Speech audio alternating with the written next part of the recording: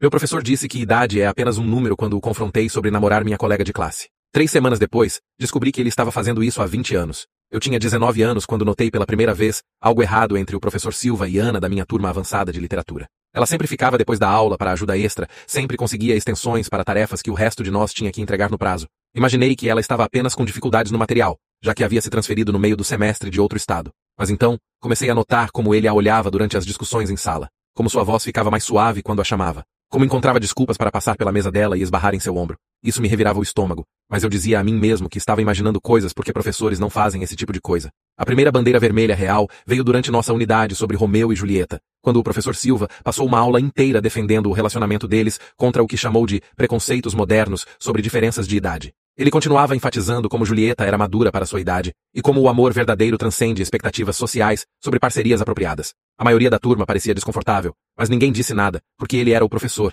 e nós éramos apenas estudantes. Ana sentou na primeira fileira fazendo anotações, como se fosse a palestra mais importante que já ouvira, concordando com cada palavra. Depois da aula, ouvi ele pedir para ela ficar para discutir sua redação, e eu demorei no corredor fingindo organizar minha mochila. Através da porta aberta, pude ouvir a conversa ficando mais quieta e pessoal. Ele estava perguntando sobre sua situação de moradia, se ela se sentia apoiada em casa, se tinha alguém com quem pudesse realmente conversar sobre coisas importantes. Ela disse que seus pais trabalhavam muitas horas e não entendiam realmente seus interesses em literatura e escrita. Ele disse que reconhecia seu potencial e queria ajudá-la a desenvolvê-lo adequadamente, que ela era diferente de outros estudantes da sua idade, mais madura intelectualmente. A forma como ele disse isso me arrepiou, mas eu não sabia o que fazer com esse sentimento. Quando finalmente saíram, Ana parecia corada e animada, enquanto o professor Silva tinha essa expressão satisfeita que me lembrou de um gato que havia pego um rato. Nas próximas semanas, o relacionamento deles se tornou impossível de ignorar. Ana começou a se vestir diferente, usando maquiagem na escola e escolhendo roupas que pareciam mais apropriadas para alguém indo trabalhar do que sentando numa sala de aula do ensino médio. Ela chegava cedo e ficava até tarde,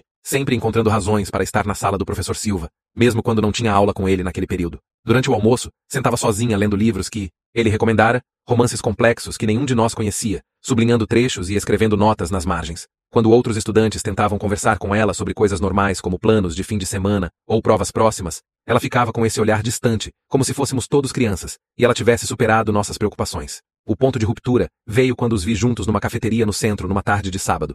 Assista o resto da história aqui embaixo.